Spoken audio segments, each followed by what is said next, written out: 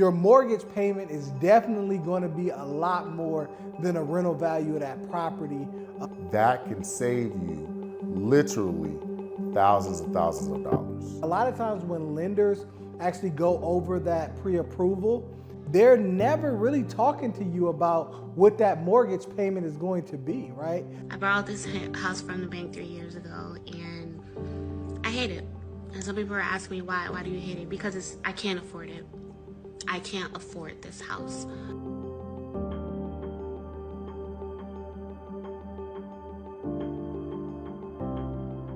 Welcome to the Prepare to Compete podcast, where we talk all things VA benefits, real estate, entrepreneurship, and more.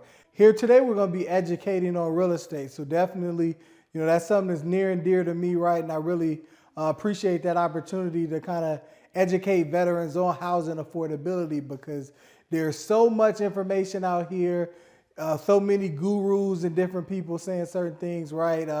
We don't want to get caught in that, right, veterans? We want to give you guys the truth and really sort of use today to kind of react to a video of a homeowner to really kind of unpack the knowledge, because sometimes we're talking about VA loans and housing affordability, and it gets so convoluted at times. Sometimes you want to just kind of simplify it and really look at what homeowners are actually saying and really be able to kind of react and kind of dissect and really determine what's true and what's not true and what really just varies on your personal circumstance. So that's really what we're going to be covering today. Well, let me ask you. I mean, you're the expert, right? Again, you have sold umpteenth amount of homes under your belt and continuously serving the veteran community, and actually have been vetted by multiple organizations, and which again, those accolades are just kind of the tip of the spear. But I do want to know, just from your opinion, is there a housing crisis? There is actually a housing crisis for more reasons than one, right? I mean, you're dealing with the interest rates that's causing affordability issues. You also have inventory issues. So supply and demand is a problem. Even looking at materials for building. And then you're looking at labor shortages as well, right? So there's so many different issues that go into it, not even to mention so many corporate companies who are actually buying residential homes, which is actually causing a whole nother problem for the traditional family that's looking to just occupy a home and achievement of that American dream. Oh man, I'm really excited to unpack that here on the #1 podcast for veterans and a show for veterans. I'm really excited about that. So, well, thank you for that. And I think, again, we should just kind of hop into it, right? Yeah. So let's hop into it. So I'll introduce the video for you. We're definitely going to get that on play here. And now, this young lady, she may or may not be a veteran, but more importantly is the story that she's telling, right? And the sentiments that she's sharing based on her experiences and really being able to learn from that today. So, we're going to kind of take a couple different points there and kind of put this video on and let you guys hear it if you haven't already heard it. I've already seen people on social media kind of reacting to it, which made us like, you know what? We need to educate our veterans regarding this as well, because so many people have these same questions and misnomers in regards to the housing market. Yeah, true indeed. And I can tell you, veterans, just in general, and just not veterans at all, there's always more than one way to skin a cat, right? Just think about being in service. There was always ways to get around the things that you needed to do, but still execute it, right? But at the same time, though you're executing it, we didn't necessarily have to do it the way our supervisor was telling us. Because again, there was always more than one way to skin a cat, and that's in regards to the housing market as well. So really excited to talk about those things. All right. Let's get right into the video here. I borrowed this house from the bank 3 years ago, and I hate it. And some people are asking me, why do you hate it? Because I can't afford it. I can't afford this house. When I borrowed the house, I could afford it, and the bank insured that. Since then, though, when I borrowed this house, my property my homeowner's insurance was $1,323 a year. Today, 3 years later, my homeowner's insurance is $2,654 a year. That is a little over $100 increase, which is added to my payment. Now, I know a lot of people will say crap like, oh, well, if you buy a house, your mortgage will be cheaper than your rent. Sure, if I were to rent a 4-bedroom, 2-bathroom house, my rent would be a lot more than my principal and interest on this house. However, I'm escrowed, so it doesn't fucking matter because I have to pay principal and interest, my property taxes, and my homeowner's insurance monthly. Before we watch the whole complete video, Kenneth, I want to just start kind of dissecting certain parts of this video. I think it's very important to kind of provide some color and context to what's being said here. Now, I know she used some type of phrase talking about she's a home loaner, right? She's a home loaner. Yeah. I think that's what the caption says there. Yeah, home loaner. I thought that was interesting as well. But please, I'm sorry. No, absolutely. So, which kind of, I guess, goes into the sentiments that individuals feel now. You never own your home, right? I mean, it's something because you're just paying taxes on it forever, right? You're never going to get beyond taxes, but we have to pay taxes on everything. So you're never going to get past taxes, whether you're looking at home ownership or if you're looking at buying a stick of bubble gum, right? Everything has taxes on it. But so it's some interesting sentiments there. But now when she's talking about her home ownership and she's talking about the homeowner insurance, we definitely want to dissect that and kind of break down the mortgage payment, right? Because what she's talking about with the mortgage payment is you have your principal, interest, tax, and insurance, right? And she's talking about her escrow account, which the escrow account is where your taxes and insurance are sent to, right? So your mortgage lender receives your principal and interest. The taxes goes to the government, and then you have your insurance that goes to your particular insurance company. Now, insurance, just the same way with life insurance or car insurance, is going to vary, okay? It's going to vary for the individual. So when you were thinking about the home, it's going to vary as well, right? It's going to vary based on the home, based on what you need coverage for, if you have a swimming pool, all these different factors. And it's also going to vary as the home increases in value as well, right? So you definitely want to consider that when you're purchasing a home. But also just the fact of sometimes the different companies that you may go with, you may just need to shop around with a new company. I mean, same thing with car insurance, right? You might have got your car insurance 5 years ago, and then now you're looking up and they keep hiking that premium, and you go shop around with somebody else and you can get that same exact coverage for a lot more affordable, right? So you want to kind of understand all these different things there. But Kenneth, what's your thoughts kind of so far on some of the things that she's outlining here? I think there's a lot to unpack. She's kind of hitting the nail on the head when we're talking about affordability, right? Again, you hit some great points in talking about being able to shop around, right? A lot of times, to be very frank with you, I think personally, when we're shopping around for insurance, that's not the crux of the price point, right? So if I'm saving $50 here or $40 there a month or something of that nature, that's awesome. We want you to have savings, right? But when we're talking about the ultimate crux of the PITI, and what I mean by that, again, principal, insurance, taxes, so on and so forth, right? We're talking about one, taxes, right? And also the interest. Mm-hmm. The interest. We never really focus on the interest because why? It's something that we have to pay anyway, though it is fixed for most, okay? And as I'm talking much about this, I'm talking about the VA home loan product or a VA home loan product just due to the fact there is, this is a veteran show, right? So we want to focus on those products there. So principal, obviously that's kind of rolled in regards to the interest, right? So With it being so much to unpack there, I always want to focus on even being shopping around for certain things. We can't shop around for HOA. We don't even dictate those price points. We don't dictate it. Who dictates it?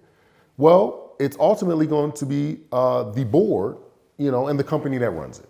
A lot of times they're going to provide you about a 100-page letter to you to show you where your HOA payments are going. 97% of you guys have never looked at it and actually dissected. And the people that are, they're probably on the board, okay?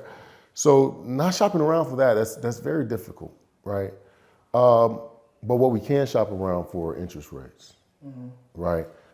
But we don't control them, but we can shop around for them.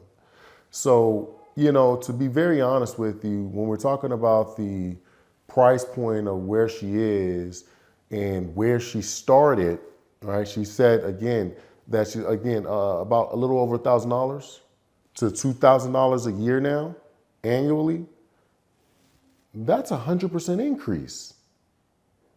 That's very difficult to maintain for the average person on a monthly, So that's where homeownership is coming to become, sometimes could be even looked as unaffordable. But I think we got a lot more to even talk about. Right, yeah, exactly. But yeah, I want to. Yeah, we do, right. But even with that though, right, Kenneth, so now when we're thinking about that part, so the crux of the conversation is, right, should you become a home loaner or should you just rent a property, right? Yeah. That's the crux of the conversation. And then, my objection to that is that, well, if she would have been renting a property, the rent goes up as well, right? So it's not necessarily a fixed cost. So over the years, the rent continues to increase. Now, when we talk about the unfortunates of, taxes going up and insurance is going up, that's pretty minute compared to over a 10-year period, how much rental values go up, over those times, right? And the fact of the matter is, if you're renting actual single family home, and you're renting from a private individual, a lot of times you're not going to even be able to live in that property for 10 years because they're going to want to sell that property. You're going to have to go and figure out whatever the market rent is at that time, right? And you're just kind of displaced. No, true indeed, true indeed. So what I'll do is I'll kind of reserve other sentiments for for the remainder of the video. So yeah, so let's go ahead and hop in it again. So I know some people will usually say like, oh, my mortgage increased by $200 this year. Yes, we're not actually referring to the mortgage, which is the principal and interest amount. We're referring to the overall payment that we have to submit to the bank every month. It's not actually the mortgage, we know that, but we're in escrow, we don't have a choice. So it's the mortgage payment that we're paying. When I signed up for this fucking house, I signed up to pay $1,800 a month. I'm closer to $2,200 now in 3 years. That's a lot of money. And it's only going to continue to increase. And that's kind of my issue with this right now, because I'm at a point where I'm like, this is actually no different than renting. The only difference is that I don't have a landlord that I can call when my fucking toilet overflows or, when the basement floods or whatever the fuck happens. I don't have that option. Kenneth, so first and foremost, does she really even have a basement? Because I want to know that. I want to know that. And the reason why I want to know that, and I definitely, I sympathize, right? I definitely sympathize with, housing affordability and making decisions, because even myself with home ownership and different things, right? I'm a strong component of house hacking and I want to move to other properties. And when you just kind of look at what the mortgage payments are versus what you're getting, it's absolutely outrageous, right? It's absolutely outrageous. And even here in Las Vegas, where I am, you look at it a lot of times, your mortgage payment is definitely going to be a lot more than a rental value of that property. Absolutely. So, I definitely understand that. But also what I'm seeing is that, does she have a basement? A lot of people put these obstacles in front of themselves when they're looking to achieve anything, right? It's like, oh, well, this could happen. The basement can flood. I could need a new roof. This could happen. Well, you know what? If the basement floods, that's actually why you have that insurance that you were just complaining about, right? Because not only is it going to pay for those repairs, it's going to pay to put you in another property while those repairs are going to be done, and do a lot of different things really adequately. So it's very interesting that she's actually using that as a complaint, where that's why they increase, because sometimes people basements do flood, and so premiums go up because of that. But you do not want to let certain what if situations prevent you from home ownership.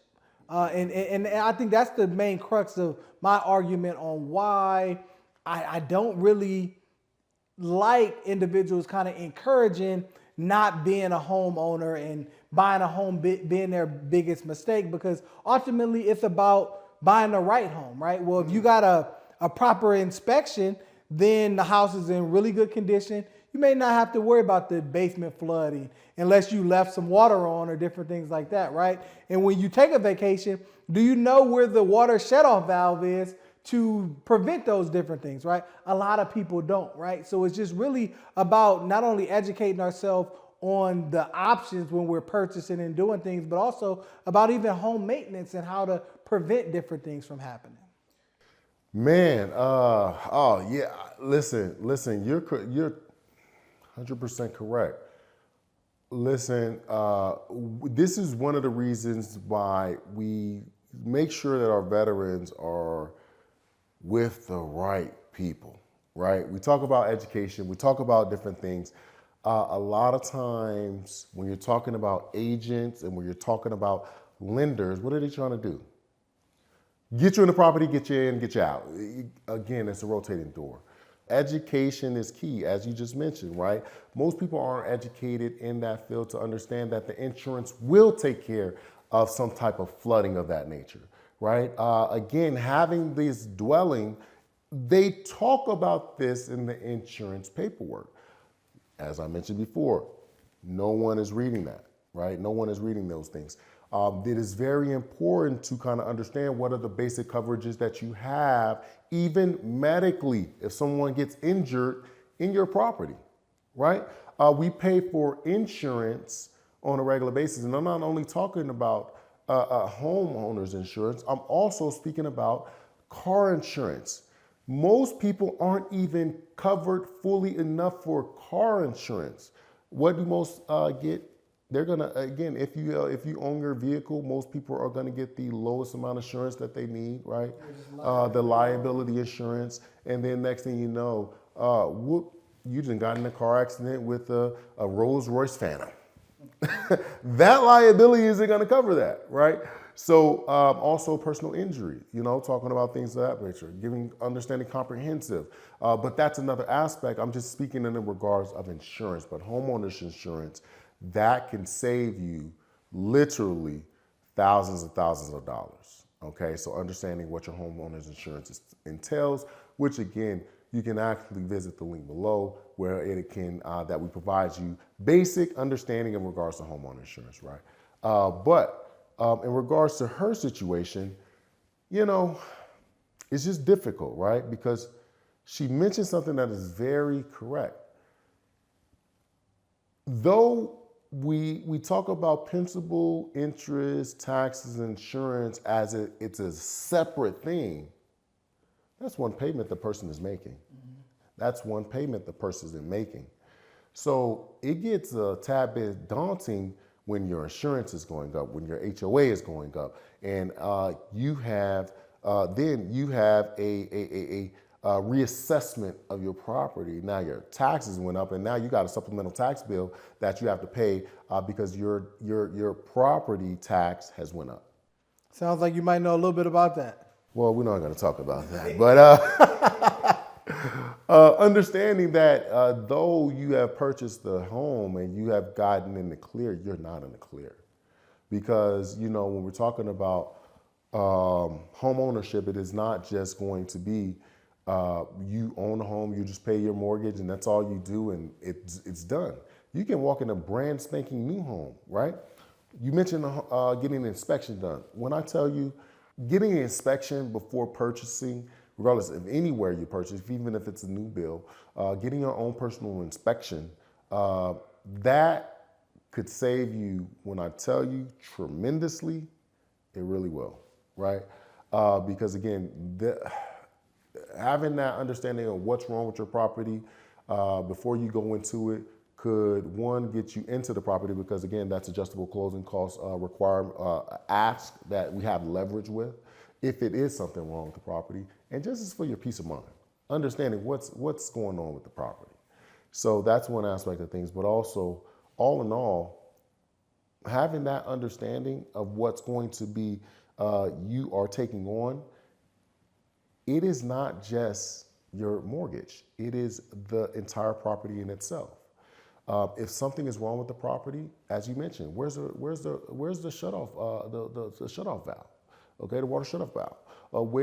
How do you shut off your gas? Where is again your circuit breakers? Where are some of these things? But again, that's why it's getting with vetted personnel who's going to walk you through the processes of understanding and teaching you these things, rather than just hopping into the property. Because just hopping into the property and kind of a revolving door, these are the things that happens. These are the things that happens. What I will say, to put onus on the buyer, okay, would be, why aren't we prepared for these things? Why aren't we prepared for these things? And what I mean by that is, well, we have insurance, homeowners insurance. We have insurance that's going to cover majority of appliances these days, right? That most didn't have back in the day when purchasing a property. And also, why aren't we considering our budget? Because when most receive a pre-approval, they're looking at that pre-approval at the highest amount, okay?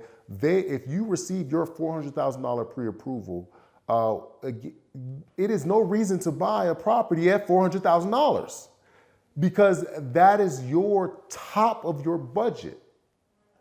So you need to make sure that you understand that when you receive your pre-approval, understand that buying at the top of your budget is not going to behoove you just to get into a property.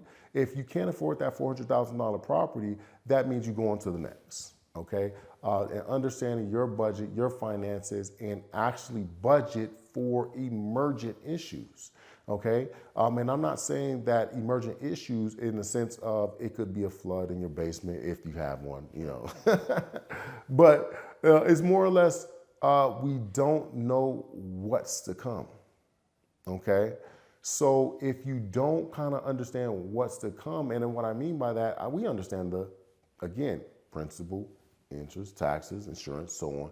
But there are budgeting needs for possible extra expenses that may come at you.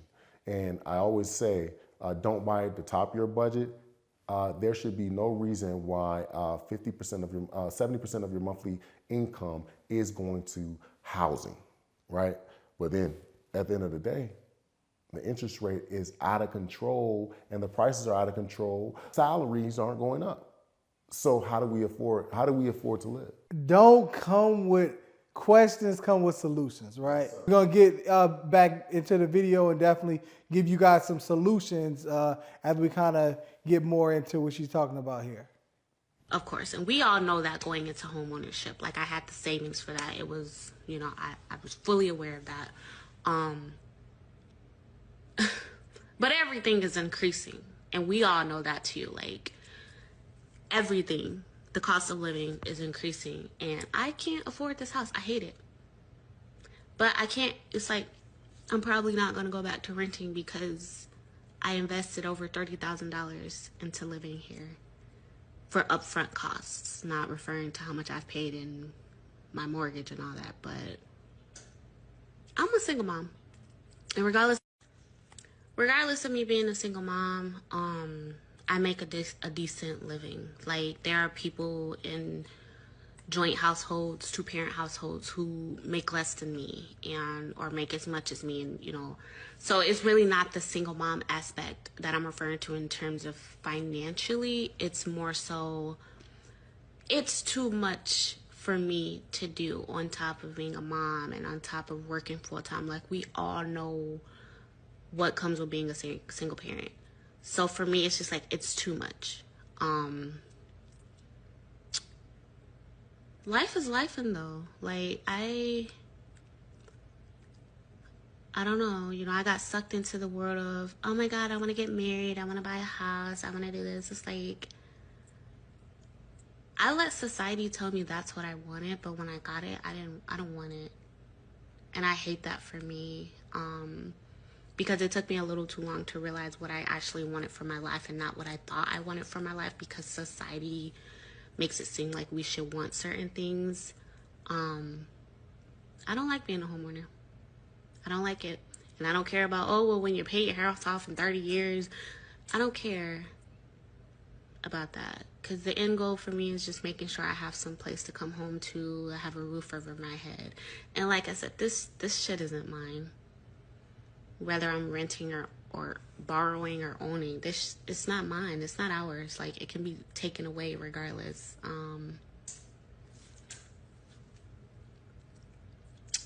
I'm depressed.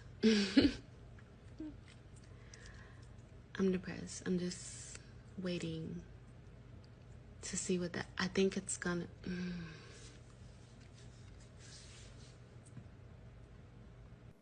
Woo!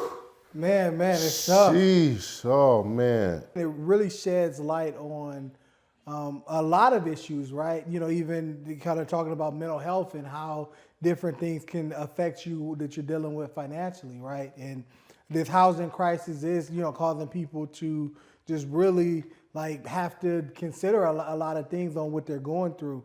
But, ultimately, I feel like there should be definitely more safeguards, right? And, one of the things that I realized on, what she was talking about in the sense of not really understanding how your mortgage payment can go up is because a lot of times when lenders actually go over that pre-approval, they're never really talking to you about what that mortgage payment is going to be, right? So like, let's say you get approved for a $500,000 house. They just tell you you're approved for that. And they'll tell you what the interest rate is. They're not actually even telling you what that mortgage payment is going to be at that time, which is part of the biggest issue when purchasing a home right now, is that you're really not understanding that. You just know, hey, on paper, they say I could buy a $500,000 house. I'm going to buy at the top or at near my budget, because ultimately, just to get enough bedrooms a lot of times and in a certain area of town that you want to live in, you have to almost go to the top of your budget there. Shouts out to that young lady. We just here at Prepare to Compete here, we want to, one, thank you for sharing your story, because it is powerful and it's helping so many others. But also stay strong. Stay strong. It is hard. It is, again, a tumultuous world right now. You don't know the future. No one else does. But again, have faith, keep moving forward, and just keep your head up. Just keep your head up. And the light at the end of the tunnel will come. Just keep striving forward, first and foremost. So thank you for sharing your story.